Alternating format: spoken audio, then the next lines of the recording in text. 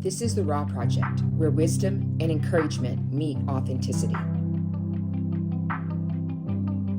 Hi, welcome to The Raw Project, real authentic wisdom. Glad to be back. I've been gone a couple of weeks, but I'm glad to be back with you.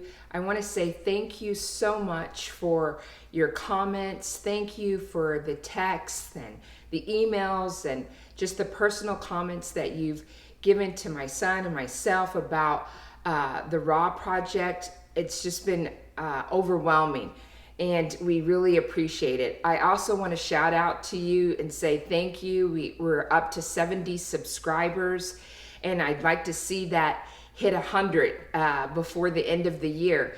And so if you have a friend that you think that the Raw Project will help, send it to them and let them watch some of the episodes.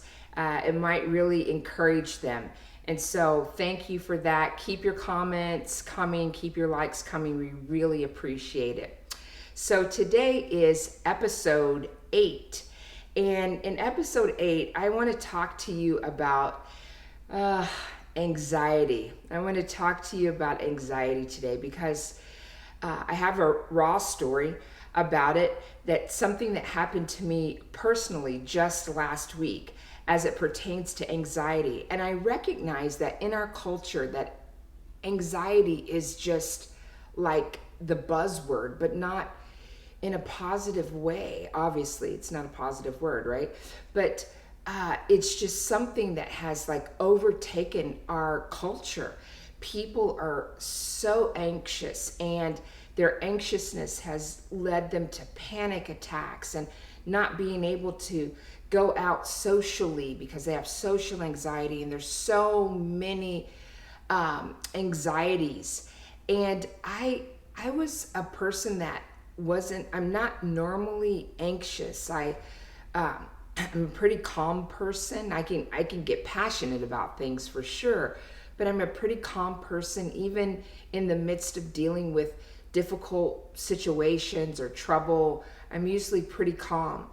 And so when people would come to me and talk to me about, their anxiety or panic attacks or social anxiety or all these types of things, I had great empathy. I felt so moved by their pain, but I couldn't actually like identify completely with it. It was, I wanted to, but I just didn't know how that actually felt, or so I didn't think I knew.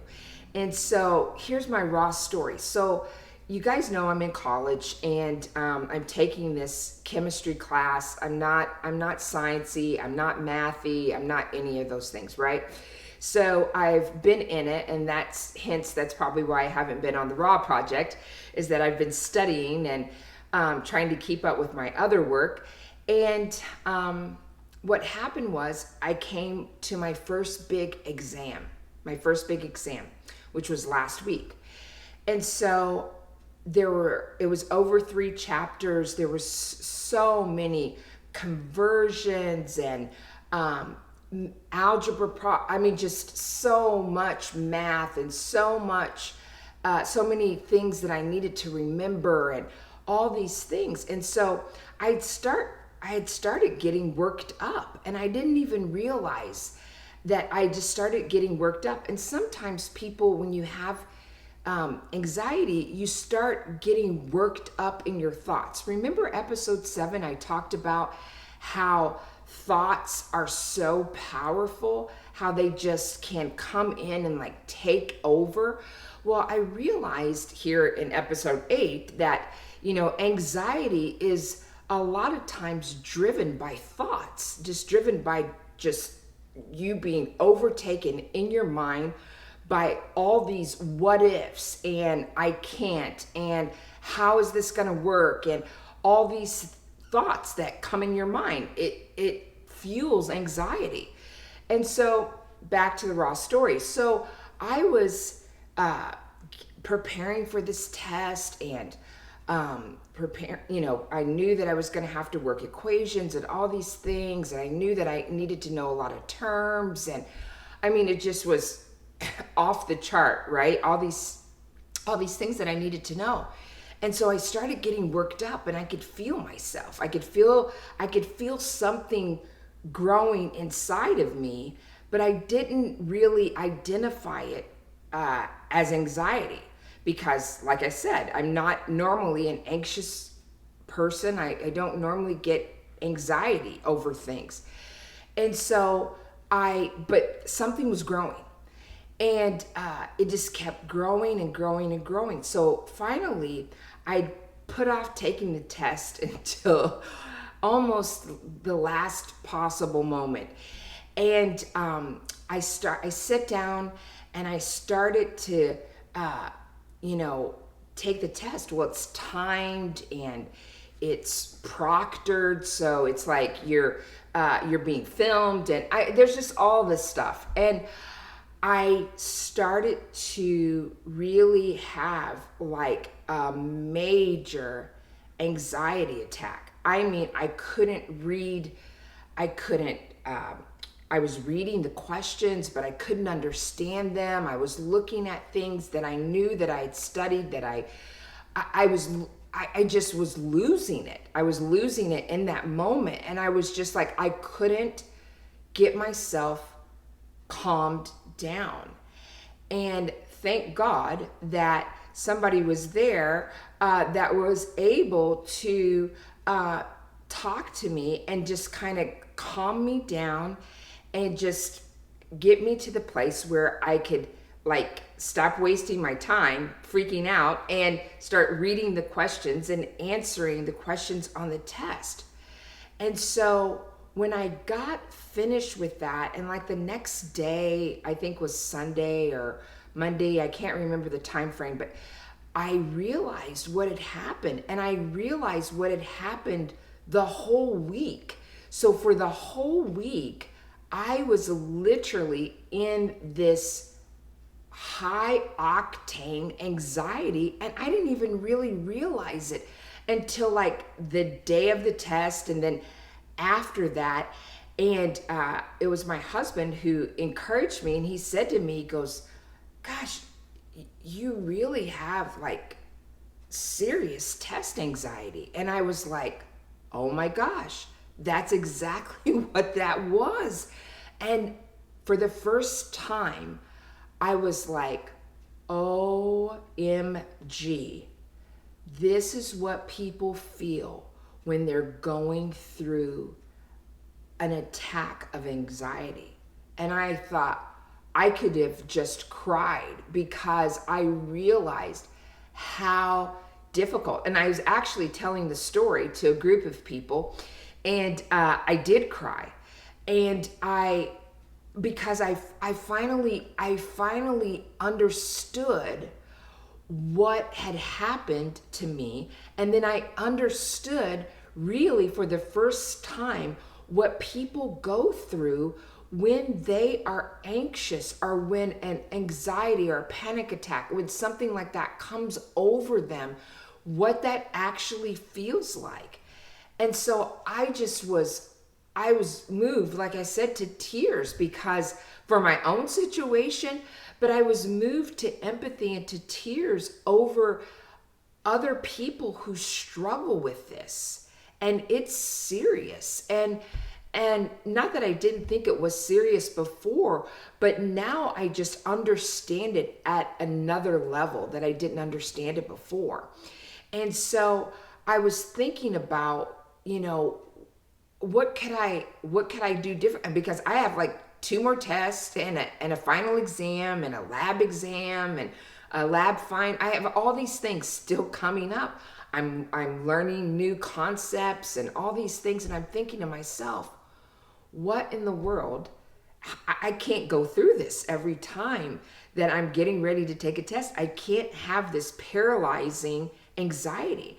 And so I was thinking about other people, like when people go out into social settings and they have this paralyzing anxiety that they can't even walk into a room, or they go to the doctor, or they try to have a relationship or whatever, and they just have this paralyzing anxiety, and it drives them to want to just stay at home alone, or they want to maybe veg out on movies, or they want to just, be by themselves and not talk to anybody, or they just go into this place. And maybe it's even a dark place where, like I talked about last episode, their thoughts just come in and just invade, and then it puts kerosene on their anxiety, and then it just turns into this really this huge mountain that they can't overcome. And so I'm not going to sit here today and say, oh, I know the secret. I'm not going to say that to you, because I don't have the secret. I don't have the secret sauce or the secret recipe for overcoming it. But I do have some thoughts, and I do have some things that may help you to overcome in the moment when you're dealing with anxiety, and or you recognize that it's starting to build, and you're starting to feel the symptoms, and you're being triggered, and all these things. I want to talk to you a little bit about that. So for me, what happened is that I initially, like I said, I couldn't understand what was happening to me.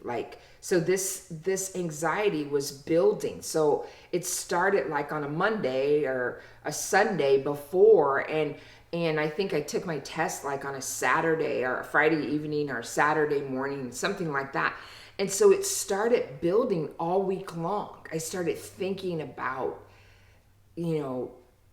the situation that I was getting ready to go into. And so that's my first point, is that, first of all, you have to kind of recognize what triggers your anxiety. And like I said, I didn't know I had anxiety, and I didn't know what it was. But now that I recognize it, I realized that what was triggering me was the idea of that I didn't know if I knew the equations. I didn't know if I could work them. I didn't know if I would be able to remember them. I didn't know if I'd be able to get done within the time frame. All these things.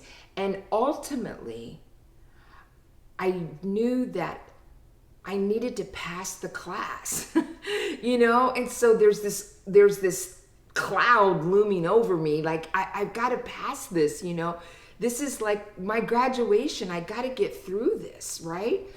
And so what happened was, it went from, simply taking a test over the material that I'd been working on for the past 3 weeks to I'm not going to graduate. You see how these irrational thoughts can just overtake your mind.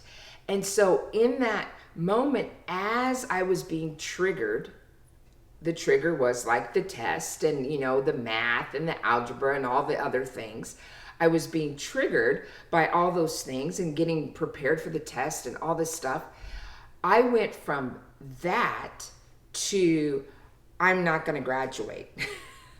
That I'm not going to be able to finish this degree that I've been working on for literally 30 years. I'm not going to finish it. I've told everybody and their mother and their mother's mother, whoever. I've told everybody that I know now and people that I don't know that this is what I'm doing. And so all of a sudden, this got massive. It just started to go from like this little bitty molehill into this massive mountain. And as it was growing, like in my thoughts and in my mind, what was happening was that the anxiety was just growing, and I didn't realize it. So Monday it was growing, Tuesday, Wednesday, Thursday, it was just growing to the time that I sit down in front of my computer to take this test, I was practically hyperventilating, right? I was looking at it and I was just like, I don't know this. I don't know this. I don't know. And just like, I wanted to go through and, and hit C, right? They tell you on a multiple choice, just hit C, you might have a 50-50 chance. I don't know. But that's what I wanted to do. And I was so overwhelmed in that moment. I was so filled with anxiety. And so, rewind, when I go back and I think about it, it was that I needed to grab a hold of those irrational thoughts from the very beginning, from like day one. Yes, was the test going to be hard? Yes, and it was. But did I know enough material to be able to give it the old college try to pass? Yes, I did. Had I been working on it? Yes, I had. Did I understand a lot of things? Yes, I did. And so here's one of the things that I want to tell you about anxiety and about the triggers. A lot of times anxiety is triggered by something new, something that you're not comfortable with, obviously, something that you haven't done before, and you just feel so overwhelmed with it. Sometimes anxiety is triggered by things that you do over and over again that you just can't get over, like going into a crowded room or those types of things.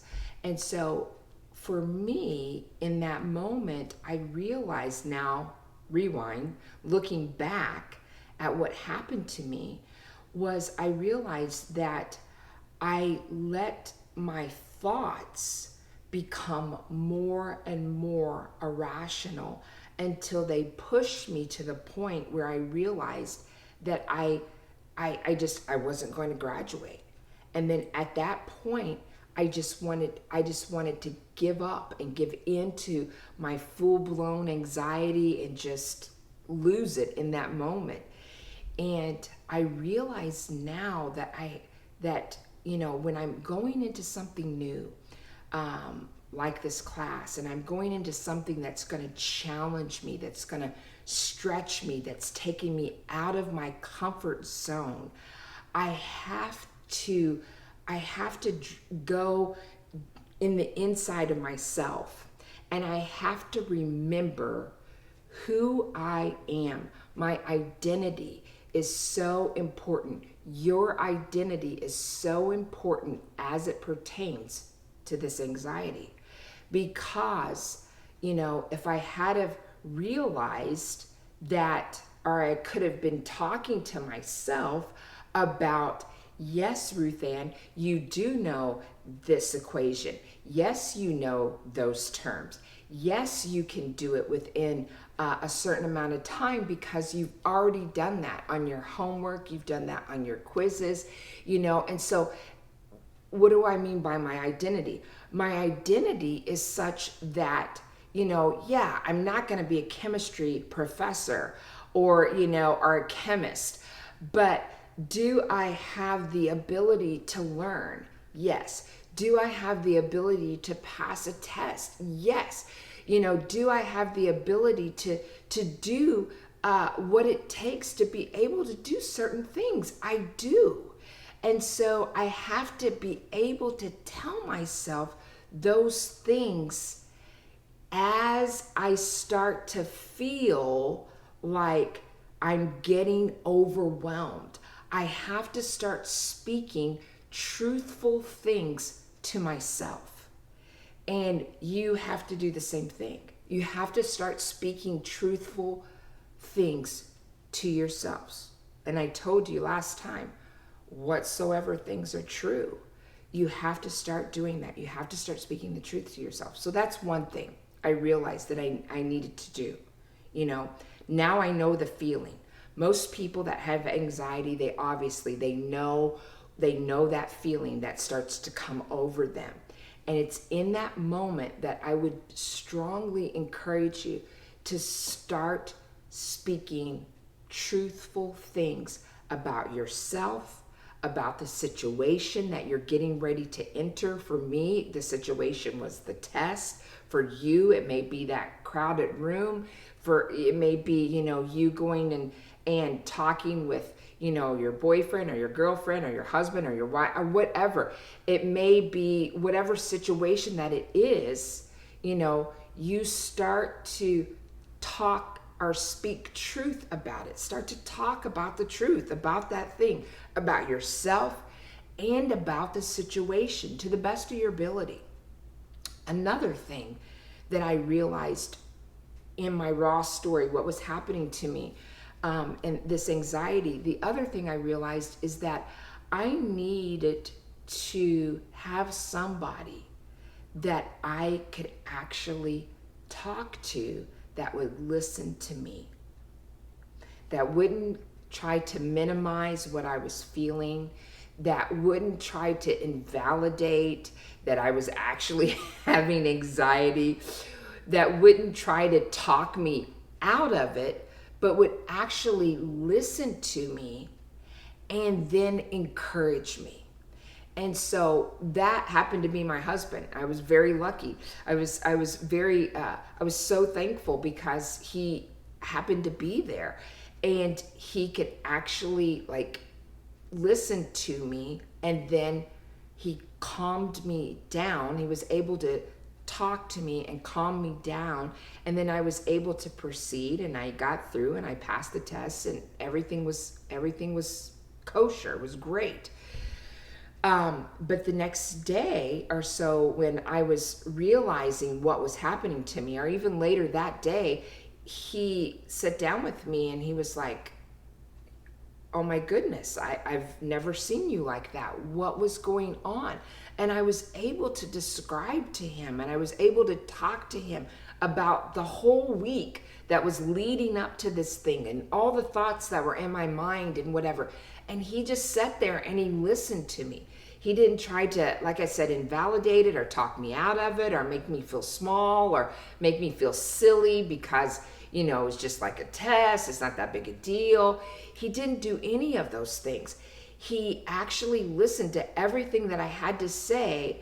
And then after I was finished, after a while, he started to encourage me. And then he started to tell me things that he could do to help me to prepare and to be ready, even more ready for the next test that I have. So I realized that's what people with anxiety, when they have anxiety, that's what they need. They need somebody to listen to them, and not try to talk them out of it or make them feel less than or bad about what's happening to them. But they need somebody to listen to them. But they need somebody to encourage them that they can overcome, that they can make it out of that anxious situation, and that they can do it. And so I realized that's the second thing that I realized that you need somebody to listen to you, and you need somebody to encourage you, to tell you you can make it, you can overcome anxiety. It doesn't have to be paralyzing. And I tell you, I was paralyzed for a whole week with this anxiety, and I didn't even realize it. And I realized that there are people that are watching this, that are listening to this, that are just paralyzed by anxiety when it comes on them. And they need people that can understand that this is a real thing, and they need people to be able to listen to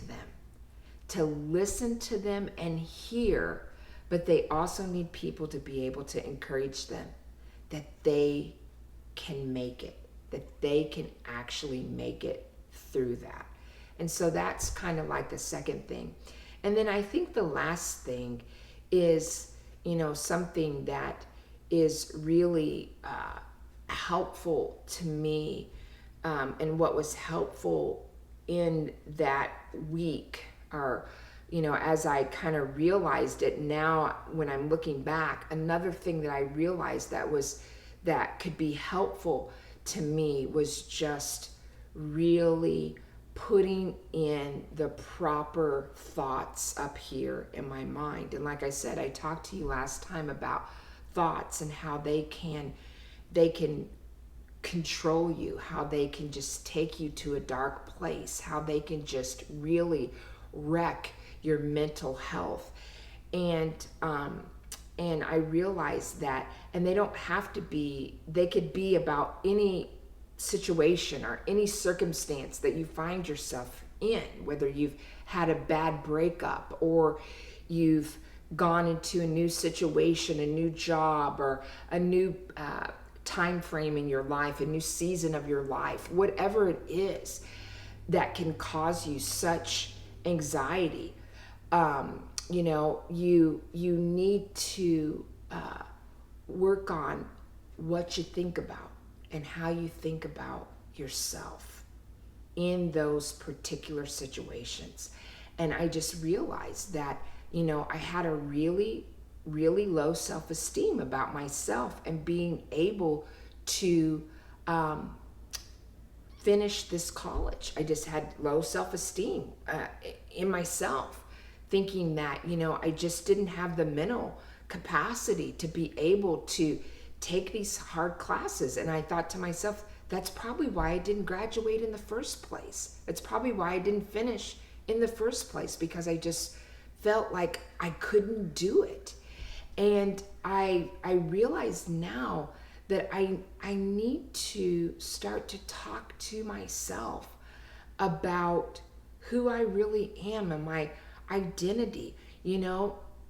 I'm not the smartest person in the world. I'm not a lot of things, but there are a lot of things that I am. And I need to focus on what I am versus what I'm not, and not let all that negativity just come in and start dictating to me how I feel, what I'm going to do, how I'm going to do it, how I'm not going to accomplish, or whatever. I need to really start rethinking and changing my thoughts in my mind about certain things. And I realize that when I do that, when I start changing my thoughts about chemistry, my thing right now is that when I start changing my thoughts about chemistry and about me being able to get through it and all these things, when I started to change my mind about it, now I'm like, okay, you know what? I can do that. And I'm not concerned if I get a D. A D is passing. I'm not concerned, I'm not trying to be an A+ student. I want to get through. And if I do really well and I get an A or a B or whatever, that's awesome, whatever. But if I do my best and I get a C or a D, that's awesome. And so I'm starting to realize that when you're in a situation that makes you anxious, whatever that may be, when you're in that situation, you have to start telling yourself the truth about it. You have to start speaking truth to yourself. And that will help you to start to overcome anxiety about certain situations or issues or things that you find yourself going through. And I just want to encourage you to do that. And I just want to say to all the people that are dealing with really severe anxiety, I just want to say that, you know what? You have a friend in me. You really do. You have a friend in me, and you have a friend in my son Harrison, because I tell you, we both now understand what it's like to be paralyzed in an anxious situation, and how demoralizing and how hard it is when you find yourself in that place and wondering if anybody is really going to understand. And I tell you, you have a friend in us. I understand. And also, I want you also to know that I will pray for you, because that's the other thing. I pray, and I would encourage you to say a prayer for yourself when you feel that anxiousness coming on, because I tell you, it can be, like, it can be paralyzing. And I don't want you to be paralyzed, and I don't want to be paralyzed. So grab a hold of some of these truths that I gave you today and see if you can't put them into practice. And if you need a friend or you need somebody to listen to you, I'm here. Shoot us an email, shoot us a comment, what have you. We'd be happy to talk to you. We'd be happy to listen. Have a great day. We'll see you next time on the Raw Project.